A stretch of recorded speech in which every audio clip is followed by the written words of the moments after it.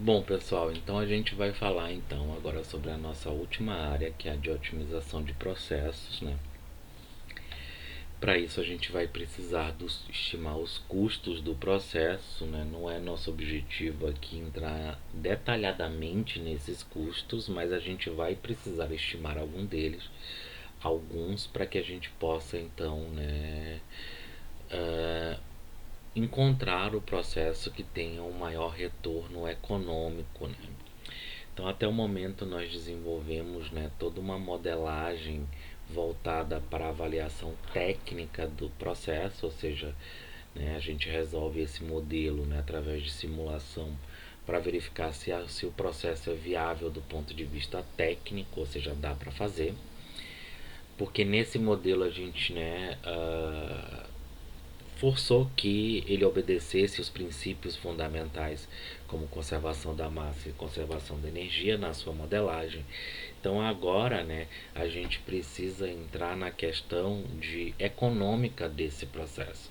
Porque como engenheiro nós não estamos apenas interessados em saber se o processo é viável do ponto de vista técnico, mas também para saber se ele é viável do ponto de vista econômico. O que é isso? A gente calcula os custos, né? E verifica se os custos são demasiadamente baixos, se a gente vai ter lucro, se esse processo vai trazer um retorno financeiro, né? Porque o objetivo, obviamente, de um empreendedor, né, quando ele, né, constrói uma planta, um processo, é obter um retorno financeiro, certo? Então esse material ele vai estar disponível na descrição do vídeo, tá? Então, basicamente, a gente viu que o processo a gente tem matérias-primas, né? Que eu tenho representando por uma caixa preta produtos e subprodutos. Então, essas matérias-primas, né? Isso é material, eu preciso comprar. Então, eu vou ter um custo de matéria-prima. Vou ter também aqui um custo, um preço de venda, né? Que aí estabelecido pelo mercado dos meus produtos. Eventualmente, o meu processo gera subprodutos, que pode ser, por exemplo, um resíduo, né? Ou pode ser subproduto para mim, mais uma matéria-prima para outro processo. Então eu posso vender. Obviamente que a gente pressupõe aqui de que o subproduto tem um preço de venda menor do que o produto, senão ele seria meu produto, né? Para que o processo opere, né, a gente tem máquinas funcionando ali. Essas máquinas elas estão ligadas ou à rede elétrica, onde a gente precisa então fornecer energia, né, elétrica, né, na forma, né, na forma de potência, né, ou a gente precisa fornecer energia na forma térmica, por exemplo, aquecer e resfriar, e para isso a gente utiliza as utilidades de um sistema de utilidades como vapor, água, que também tem um custo, né? Além desse custo tem os impactos ambientais, certo? Então a gente precisa das matérias-primas, precisamos das nossas fontes de energia, seja de origem térmica, seja de origem elétrica, né? E a gente tem os produtos que me dão a minha receita, tá? Então, de maneira bastante simplificada, esses são os principais custos, além do custo de investimento que eu preciso ter os equipamentos, tá? Então esses são os principais custos para uma análise preliminar. Se a gente perceber que o processo ele tem um possível retorno econômico, a gente pode ir para uma análise mais detalhada, porque pense, a gente não está levando em consideração aqui que a gente vai ter que alugar ou comprar um terreno, então a gente precisa, né, aluguel de terreno. A gente não está considerando aqui que a gente vai ter que pagar mão de obra, então vai ter o custo de mão de obra. Outra, a gente precisa levar em consideração alguns aspectos, por exemplo, os equipamentos eles podem quebrar, então tem um custo de manutenção. Então, assim, essa análise, né, que a gente vai fazer agora por agora nessa disciplina, né, ela é preliminar, então a gente vai considerar os principais custos. Se na análise preliminar o processo não é lucrativo, depois que eu colocar outros custos, tá? Aí é que ele não vai ser mesmo, né? Porque eu preciso, né, pagar o pessoal, pagar também, né, a instalação do processo. Então a gente viu que a gente tem os fundamentos, né, termodinâmica, fenômenos e cinética. A gente utiliza então a ferramenta de modelagem, que é descrever esses fenômenos através de um conjunto de equações, seja pode ser algébrico ou diferencial, né? A gente descreve então as diversas operações, né, que tem, né, esses fundamentos ocorrem dentro desses equipamentos, que são as operações unitárias. A gente precisa resolver esse modelo através de simulação. De posse da simulação dos resultados, eu posso então estimar os custos e verificar a lucratividade. Bom, mas isso não é otimizar. Para otimizar, eu preciso variar alguma coisa, né, para analisar qual é o impacto que isso tem, né, na minha simulação, na minha solução, e o quanto isso, né, impacta nos indicadores econômicos do processo, certo? Então a gente viu os diversos equipamentos, tanques, bombas, reatores, trocadores e colunas. Em um processo eu vou precisar comprar esses equipamentos, e aí para comprar esses equipamentos eu preciso saber da dimensão desses equipamentos, né? E aí eu preciso estimar, tá? Aqui eu fornecerei equações que nos permitam estimar, por exemplo, o custo de um trocador a partir da sua área superficial, o custo do reator a partir do seu volume, mas assim, existem, né, metodologias mais bem rigorosas até para correção de juros de inflação, né, onde você pode então estimar com bastante precisão esses custos. Obviamente, né, que essa estimativa de custos ela, né, requer uma determinada precisão. Se os meus custos não estiverem estimados corretamente, né, a gente, né, a nossa análise vai ficar toda comprometida. Ou seja, eu posso chegar à conclusão de que o meu processo é lucrativo e depois na hora, né, da verdade não é, porque eu fiz uma estimativa errada. Com relação ao custo de matéria-prima, né, e de produto, aí é o mercado, né? A gente tem que ver quem são meus possíveis fornecedores, qual é o valor, se esse produto, né, ou essa matéria-prima vai ser importado, eu preciso levar em consideração nesse custo o custo de frete, né, para poder ter a disponibilidade daquela matéria-prima. Então eu vou precisar de uma pesquisa de mercado para ver os custos da minha matéria-prima, dos meus insumos e dos meus produtos e subprodutos, tá? Para poder, digamos, ver o custo que eu vou ter dele. E o custo de energia, né? Então eu vou ter o custo de vapor por quilograma, da água por quilograma, vou ter o custo, né, da empresa que me fornece energia, para poder então ver, com base, né, na potência dos meus equipamentos e um tempo de operação, quanto que ele vai estar gastando de energia, certo? Então a gente precisa estimar esses custos, né? Aqui o mais obscuro é o custo de investimento, e aí a gente utiliza a partir de dados, né? Ou a partir de estimativas, a gente então desenvolve modelos empíricos onde a gente pode estimar o custo a partir do conhecimento de uma dimensão característica. E aí eu preciso ter essa equação ali, né? Então a gente falou sobre isso, que a modelagem é um conjunto de equações que descrevem o nosso processo, como balanços de massa, balanços de energia, equações constitutivas aqui que envolvem então a cinética, né, leis de transporte, tá, equações de equilíbrio de fases, aqui. Então todas essas equações ali. Então a gente já viu, já desenvolvemos a modelagem, né? Então a gente viu que no projeto a gente tem, né, basicamente três etapas, né? Pré-processamento, reação e separação.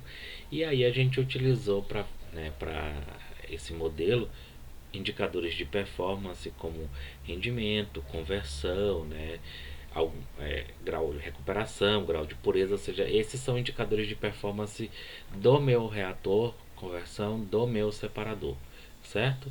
E a gente representa isso através de um fluxograma, tá? E aqui está um exemplo de um fluxograma simplificado, a gente já discutiu isso. Agora vamos para a parte econômica. Então, assim, a gente precisa então estimar os principais custos desse processo, né? Então, custo de matéria-prima é diretamente proporcional à quantidade que eu utilizo, né? Então, eu preciso saber qual é o preço do meu reagente, tá? E aí é o mercado que estabelece isso. Preciso estimar o custo dos meus equipamentos, então eu vou precisar listar todos os meus equipamentos, né? E aí eu preciso, né, da dimensão desses equipamentos para estimar esse custo. Custo operacional, então é o custo de energia na forma térmica ou elétrica. Então eu vou ver quanto que eu utilizo, tá?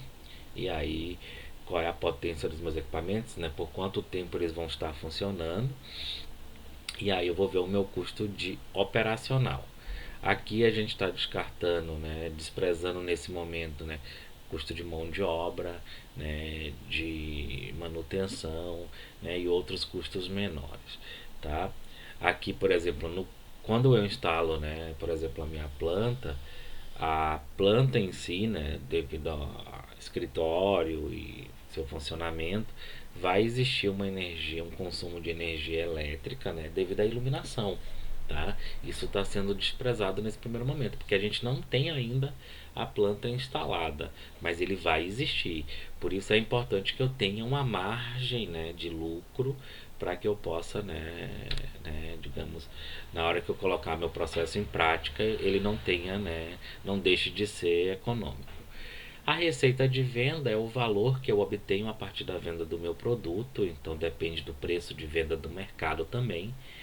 E aí eu preciso olhar para os meus concorrentes e para o mercado para ver qual é o preço que eu vou praticar, né? Então se eu estou fazendo o mesmo produto, né, a menos que, né, no final existe o custo de frete também, né? Então porque depende se eu vou atender um mercado regional ou nacional, mas assim né, a pessoa que é meu possível mercado consumidor que compraria o meu produto, ele vai comprar da onde está mais barato, se é o mesmo produto, né? A não ser que tenham outras questões aí, né? Por exemplo, o meu processo, né, ele pensa no meio ambiente, então tirando esses aspectos qualitativos, se a gente analisar puramente preço, ele vai comprar onde está mais barato. E existem outros custos que nesse primeiro momento a gente descarta, né? Por exemplo, né, não é que descarte, a gente desconsidera esses custos, manutenção, custo de estocagem, custo de transporte. E aí, assim como a gente tinha indicadores de performance para os equipamentos, a gente tem indicadores econômicos, tá? Então, o custo total por ano do meu processo, a lucratividade, né, que é o lucro, por exemplo, por ano. E existem outros indicadores, né, que é, por exemplo, valor presente líquido, taxa interna de retorno. Vocês veem isso aqui provavelmente, né, nas disciplinas de economia ou de projetos, né, para verificar se um projeto vale a pena ser implementado. A gente precisa de alguns indicadores econômicos, né? Uma ferramenta como Excel pode facilmente calcular a partir, né, de um fluxo de caixa.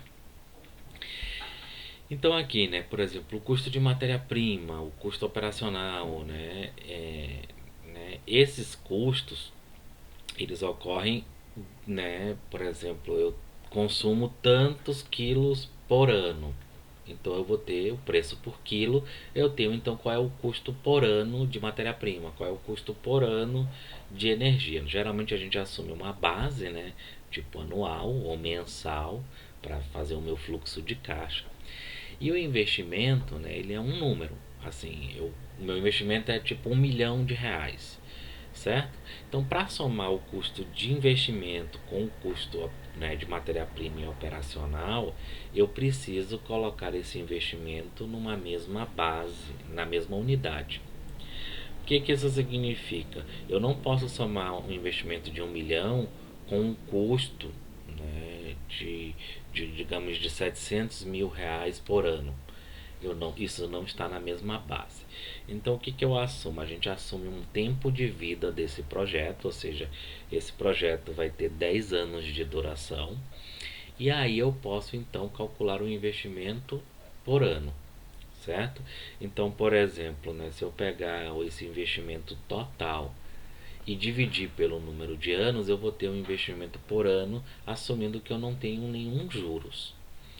Então eu vou ter lá, aí vou poder somar, né, o custo operacional, matéria-prima mais investimento por ano. Na prática, né, a gente assume que na verdade quando a gente faz um investimento, a gente vai fazer um financiamento desse investimento. Esse financiamento não vai ser a juros zero, né, a gente vai ter uns juros. Então, no final dos 10 anos, eu paguei muito mais do que o valor que eu pagaria à vista, né? Então, se o meu processo custava R$ 1 milhão, depois de 10 anos, dependendo da taxa de juros, eu paguei 2 milhões, certo? Então, assim, o meu custo, né, eu vou dividir ali ao longo de, né, 10 anos, então seriam 200 mil por ano, ou seja, eu tenho que dividir o montante final acrescido dos juros, tá? Mas toda essa parte de, né, análise econômica, indicadores econômicos e índices, e depreciação, inflação, isso é detalhe das disciplinas de, né, economia e de avaliação econômica de projetos. A gente vai aqui, né, eu vou fornecer para vocês equações que te permitam calcular esses custos, tá? Porque a gente precisa desses números, mas não é o foco da nossa disciplina aqui entrar no detalhe, né, de como esses cálculos são feitos. Então, no decorrer do curso, com o avançar do curso, nas cadeiras de projetos, né, a parte econômica, vocês vão ver, né, esses indicadores, né, como estimar os custos de uma forma mais precisa e tudo mais. Então, basicamente, né, quando a gente está projetando um processo, aqui uma possível configuração desse processo, a gente precisa fazer uma avaliação técnica, né, ou seja, é possível operar o processo dessa maneira e produzir o que eu quero, tá? Mas eu também preciso fazer uma avaliação econômica. Via de regra, essa avaliação econômica é feita a posteriori, ou seja, uma vez que é possível tecnicamente, então eu parto para a parte de avaliação econômica e aí eu somo o custo de matéria-prima, o custo de investimento em equipamento, mais o custo operacional. Na verdade, todos os custos, como eu falei aqui, né, esses custos precisam estar somados, né, numa mesma base de tempo. Aqui, por exemplo, né, eu estou colocando o anual, que é uma situação bastante comum quando a gente analisa processos químicos, certo? Então, basicamente, né, a gente vai falar agora sobre a motivação para a otimização. Essa aqui é apenas uma possível configuração. Se eu alterar, por exemplo, a temperatura com que os reagentes entram no reator, que aqui está 210, afeta esses custos, porque afeta, né, no projeto, afeta o volume do reator, afeta quanto de energia eu vou gastar no reator, e aí afeta todo o processo, né, adiante. Observe que tem reciclo, então tudo afeta tudo. Então, se eu decidir a razão de refluxo na coluna, que tipo de utilidade eu vou usar aqui no trocador, tudo isso afeta custos e afeta, né, algumas coisas afetam menos do que outras, né? Mas, por exemplo, conversão no reator, né, tipo de utilidade usado aqui, né, razão de refluxo na coluna, são variáveis chave, né? Geralmente as condições de operação, né, e aquelas que impactam diretamente no tamanho do equipamento. Então, as demais, obviamente, estão todas amarradas pelo equacionamento do meu modelo, né? Então, o objetivo de otimizar um processo é reduzir custos, né? E isso é extremamente importante no mercado competitivo atual, né? Então, assim, a gente precisa reduzir custos para aumentar meu lucro. Então, né, antigamente você concorria de repente com pessoas que estavam geograficamente perto de você. Hoje, com a internet, o mundo globalizado, né, a pessoa facilmente pode comprar de uma pessoa que está do outro lado do mundo. Obviamente que vai ter um custo de transporte, mas muitas vezes esse custo de transporte termina se tornando mais barato, né, quando você coloca no total, do que se você comprar, por exemplo, de uma pessoa que está ali perto de ti. E outra coisa é a questão de reduzir impactos ambientais. Então, assim, né, o uso de energia, principalmente, ou de geração de resíduos, tudo isso, né, tem um impacto sobre o meio ambiente. Então, o que se busca é um aumento da eficiência, né, energética de um processo menos poluidor e um processo, né, com menos custo. A questão ambiental, a gente tem que sempre estar de olho, mas via de regra, do ponto de vista de empreendimento, né, uh, o objetivo, né, do empreendedor no capitalismo ali é obter, né, o maior lucro possível. Obviamente que eu preciso, né, não poluir tanto, porque existe toda uma legislação, né, que me impede que o meu processo, né, seja, digamos, tenha determinado nível de poluição, senão eu sou multado.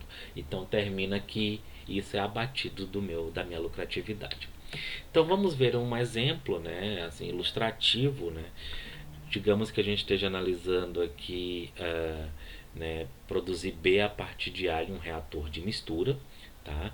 Então aqui a gente vai considerar então a cinética de primeira ordem. Então entra no reator a matéria-prima, no final sai aqui matéria-prima e produto, tá? A gente tem algumas informações sobre esse processo. A reação é isotérmica, então ela libera calor, é irreversível e de primeira ordem. A gente conhece a alimentação e a temperatura do reator que a gente vai operar, né? Isso afeta os custos, né? E a gente vai assumir que da minha saída ali eu consigo separar perfeitamente todo o B de todo o A, né? E claro que na prática o A vai ser recirculado. Mas aqui é um exemplo bem simples onde a gente está focando somente no reator. Bom, então quando eu faço o meu balanço material de A, né, a equação de projeto, eu consigo determinar, por exemplo, o volume. Eu tenho essa relação aqui, tá? Do que entra com o que sai com o volume do reator. A cinética é conhecida, então eu preciso desse conhecimento, eu conheço a alimentação. A vazão que sai de A é função de XA, e do que entra, a vazão que sai de B é função de XA e do que entra. Então, o que eu observo aqui? Se eu conheço toda a alimentação, né, a temperatura do reator, que é aí eu conheço a constante cinética, né, eu tenho duas variáveis aqui. Uma delas é XA e outra é o volume, certo? Então, assim, eu preciso, né, digamos, ou especificar o volume. Eu substituí uma equação na outra aqui, tá? Então eu peguei aqui, por exemplo, FA, coloquei aqui, tá? RA, coloquei KCA. Então eu coloquei, né, substituir essas duas equações na primeira. Então eu tenho essa relação aqui, tá? Essa relação tem duas variáveis. Observe que eu preciso especificar uma delas, né? Porque a outra eu vou utilizar para determinar FB. Então eu posso especificar V, posso especificar XA e calcular V, posso especificar, né, V e calcular XA. Então a gente viu exemplos onde a gente especificava então a conversão no reator e aí calculava, né, qual é o volume do reator, quanto que eu estou saindo, de cada produto e quanto que eu estou gastando de matéria-prima. Então observe que fora o balanço de energia, que eu não considerei aqui, a gente teria todos os dados para calcular os custos ali, certo? Então, o custo do reagente é um custo, né? Cuidado aqui, eu botei CA, né? Não foi uma coisa muito legal. Aqui eu estou querendo dizer o custo do A. Aqui o custo, né, da energia. Esse aqui é a carga térmica que eu teria do reator, tá? O custo de investimento é função do volume, C1, C2 e beta, que são constantes, né, que eu pegaria da literatura. E a receita de venda é proporcional à quantidade que eu produzo. Então, aqui estão os meus custos. Então, eu posso calcular o meu lucro, que é a receita menos a soma de todos os custos. Novamente, né, o lucro é função de V e XA, porque eu não especifiquei nenhuma delas. Então, se eu especificar XA, eu calculo V, e com V eu calculo, né, os custos, tenho tudo daí, e aí calculo o lucro. Então, daí eu não tenho uma otimização, daí eu simplesmente estou calculando qual é o lucro para aquela especificação, certo? Então, eu tenho alguns problemas possíveis aqui, né? Eu dou XA e determino V, né? E aí eu vejo o projeto viável tecnicamente e aí calculo a lucratividade dele ou o custo total. Dou V, que é o caso onde eu tenho um reator. Observe que no projeto eu posso decidir ainda o volume de V, então, mas é bastante comum eu utilizar simulação para fazer esse projeto. Então eu vou lá, dou o V, vejo quanto é que dá, daí eu mudo o V. Então, assim, é uma forma, né, de usar a simulação para fazer o projeto. Otimização seria assim, ó, eu não especifico nem V nem XA, tá? Mas então eu fico com 1 grau de liberdade no meu modelo e aí eu utilizo esse grau de liberdade para maximizar ou minimizar uma função critério que a gente chama de função objetivo. Então observe que se eu especificar XA, né, por exemplo, né, na verdade eu vou variar XA, mas eu vou especificar calculo lucro. Vou especificar de novo, calculo lucro. Então eu estou variando XA. Observe aqui, tá? Aqui a relação de conversão com o volume, ou seja, para cada conversão eu tenho o volume do reator. Então observe que para, né, atingir uma conversão de 100% eu precisaria de um volume infinito e aí eu vou ter um custo infinito, certo? Então essa é a nomenclatura que a gente utiliza, né? Essa forma de pôr o problema, né? Matematicamente eu tenho max de maximização ou min de minimização, a função objetivo, que tem que ser uma função que retorna um número, né? Aqui é o lucro, então a função de x, a e v, sujeito a um conjunto de equações que são as equações do meu modelo, tá? Então aqui, como eu substituí as equações, está aqui a equação do meu modelo, certo? Então se eu isolar v, né, dessa equação aqui e substituir nessa função objetivo, eu vou ter então um lucro em função apenas de XA, tá? Então eu eliminei V do problema. Então genericamente eu tenho a maximização de uma função. Então como é que eu determino o máximo e o mínimo de uma função? Vocês viram isso provavelmente em cálculo 1, tá? O máximo de uma função, ela obedece a alguns critérios, né? Quando a gente tem uma função contínua e diferenciável, esse ponto é necessariamente um ponto crítico, um ponto de derivada zero. Então vocês já entenderam a moral da história, né? A gente pode, né, uma vez posto o problema, resolver ele matematicamente. Aqui no caso, né, o problema ele tinha restrição. Através de um algebrismo eu transformei num problema sem restrição. Eu não preciso fazer esse algebrismo na prática, né? Existem formas de resolver o problema com restrição e sem restrição. Obviamente que o sem restrição ele fica mais fácil. Bom, digamos então que eu varie XA e com XA calcule o lucro, certo? Eu atribuir valores ali para aquelas constantes de custo. Os valores não importam aqui, eu quero que vocês vejam o comportamento qualitativo, né?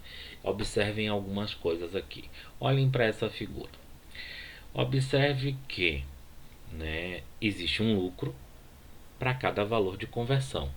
E para cada valor de conversão vai existir, né, uma quantidade de produto sendo produzida, um volume de reator. Então tudo isso está variando amarrado pela conversão. Valores que eu tenho lucro negativo, por exemplo, nessa faixa aqui inicial, essa faixa aqui é uma faixa de lucro negativo. Eu tenho prejuízo, certo? Se eu for lá para outra ponta, né, que eu não plotei aqui, eu vou ter também uma outra faixa de prejuízo. Existe toda uma faixa daqui até a outra ponta aqui, onde eu tenho processo é lucrativo. Porém, existe um ponto no qual a conversão aqui, ó, o lucro é máximo. É esse ponto que eu quero encontrar. Ou seja, qual é a conversão de trabalho, né, que eu devo operar esse reator, né, dentro da nossa análise aqui, onde né, a entrada está fixa, a temperatura do reator está fixa. Tá? Então, qual é o valor de conversão de trabalho que me daria, né, um maior lucro, certo? Então, assim, se eu não faço essa análise e simplesmente pego um ponto de conversão ali de, por exemplo, digamos que 0,7, beleza, projeto meu lucro, meu processo é lucrativo, beleza. Através desse tipo de análise que a gente chama de otimização, a gente pode identificar, né, qual é o melhor valor dessas variáveis, no caso aqui a conversão, né, para aumentar o lucro. Então a conversão de trabalho, quando a gente está trabalhando com reações simples, né, uma única reação, a conversão ela é a variável de decisão mais importante no reator, né? Além disso eu tenho também as condições de operação, temperatura que eu alimento os reagentes, né, temperatura do reator, ou seja, esses valores, né, de operação vão afetar demais as outras né, o tamanho do reator, o consumo de energia, e tudo isso impacta nos custos, certo? Então, de acordo com os números que eu coloquei aqui, o ponto ótimo de trabalho, esse ponto em vermelho aqui, ele tem 82,5 de conversão, tá? E um lucro de 540 mil, coloquei aqui em unidades monetárias de dólares, né, por ano, certo? E aí existem umas perguntas aqui, tá?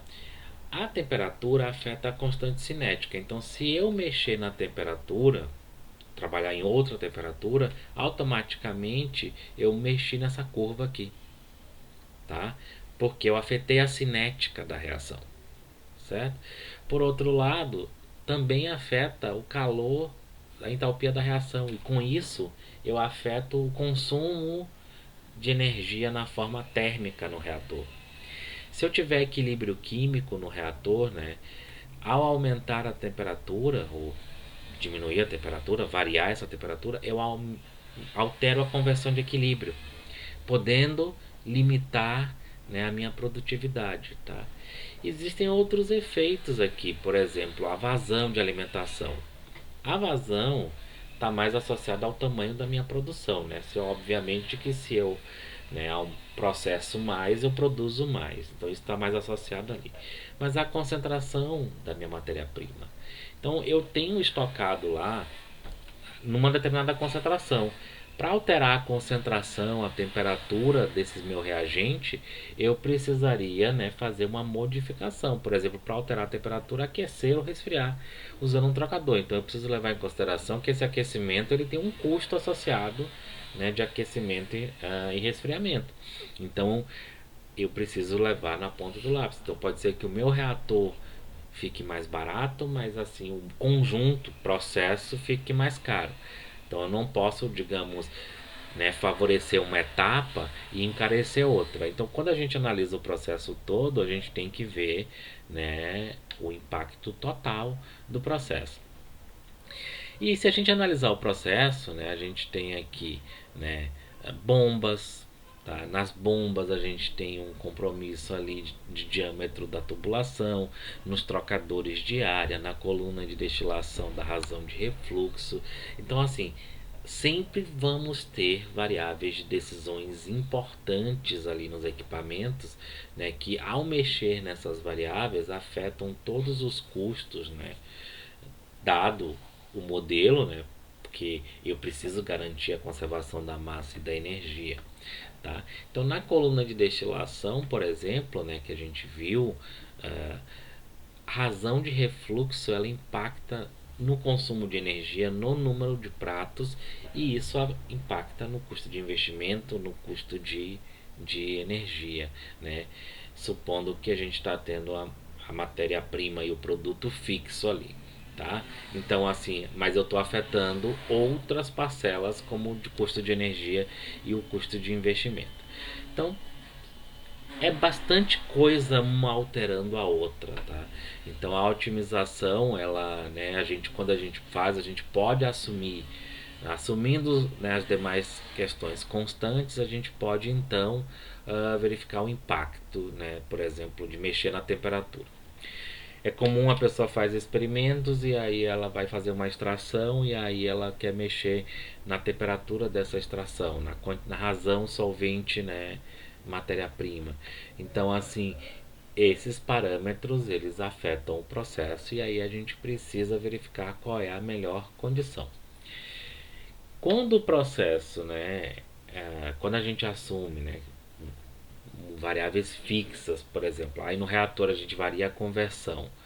A gente pode variar essa conversão e fazer uma análise gráfica, como a gente fez aqui. Só que essa análise gráfica ela fica restrita se a gente tiver uma variável variando, duas variáveis variando. E a gente pode utilizar um simulador para isso. Eu vario uma quantidade de variáveis, faço simulações e levanto essas curvas, ou pelo menos o valor, né? Porque depois de duas dimensões eu não vou conseguir enxergar isso graficamente. Porém, num processo a gente tem assim muitas variáveis de decisão, não apenas duas. E aí a gente, né, não vai precisar de ferramentas matemáticas que me permita identificar esse ponto ótimo, o ponto vermelho, sem precisar de uma análise gráfica. Aqui, né, a gente vai utilizar como projeto final, como atividade final desse curso, né, vamos utilizar um método gráfico. Como é que a gente vai fazer isso, né? Então a gente vai, por exemplo, esse mesmo exemplo ali com os números, eu peço para encontrar qual é a conversão ótima de trabalho, a gente vai variar essa conversão e vai encontrar o lucro para cada conversão. Assim, esse procedimento ele pode ser realizado, como eu falei, né, num universo muito restrito, quando eu tenho uma variável de decisão, duas variáveis de decisão. Quando eu tenho mais variáveis de decisão, que é o comum, aí eu já vou precisar de uma ferramenta computacional para resolver numericamente e encontrar o ponto ótimo sem utilizar, né, o método gráfico, porque daí eu já não vou conseguir enxergar, né? Se eu tivesse puramente o equacionamento do lucro aqui, ó, em função da conversão, já para adiantar para vocês, bastava que eu derivasse esse lucro em relação a XA e igualasse a zero para encontrar o ponto crítico, que pode ser um ponto de mínimo, um ponto de máximo, um ponto de sela, e aí determinaria, né, se esse ponto ele é um ponto de mínimo ou um ponto de máximo, né, a partir da segunda derivada. E aí eu teria então, olha, essa função ela tem um máximo em xa igual a 0,825. Tá? Então, para finalizar, eu só queria mostrar para vocês por que, que isso vai ser tipo uma parábola, né? Por que, que eu vou ter aqui um custo, né, negativo, né, um lucro negativo. Bom, se a gente olhar para as equações, a gente viu o seguinte, tá? Do volume em função de XA. Quando XA tende a 100%, o volume tende a infinito. E aí a parcela de custo de investimento vai para infinito. Então, não importa, né? Onde ela vai depender dos fatores ali, das constantes, da cinética da reação. Mas ela vai para infinito. Tá? E aí o lucro vai para menos infinito. Por outro lado, quando eu olho aqui essa equação, ó, custo, a receita de venda é FA0 vezes XA. Tá? Então vou voltar aqui. Então nesse caso eu estou dando FA0, então à medida que eu boto ali, observe que quando eu tenho aqui XA igual a zero, tendendo a zero, eu não produzo nada de produto. E aí o que acontece? Se eu não produzo o produto, eu não tenho receita. E se eu não tenho receita, né, eu só tenho, o meu lucro é menos a soma dos meus custos. Então observe aqui, ó, e observe que eu tenho um custo, né, independente de XA, esse custo aqui, custo fixo dos equipamentos. Então, nesse ponto aqui, ó, eu não tenho produção, logo eu não tenho receita. Nesse outro ponto aqui, no final, o meu reator ele tem tamanho infinito e aí o custo de investimento, né, vai para o espaço. Então, assim, para identificar, né, quais são as variáveis chaves e os custos, a gente precisa, né, analisar essas equações. Então, a gente tem diversas aplicações ali, tá? A gente aqui está, digamos, nesse curso fazendo o que a gente chama de introdução à otimização. Mas o que é mais importante que fique para vocês aqui é que o projeto ele é possível tecnicamente. A gente precisa então fazer uma avaliação, né, dos custos e receitas desse processo, né, mesmo que preliminar, para determinar indicadores como custo e lucro. E existe um ferramental disponível para que a gente possa então otimizar esse processo, ou seja, de alguma forma buscar condições mais favoráveis, né, que me levariam a um custo mínimo ou a um lucro máximo. Era isso.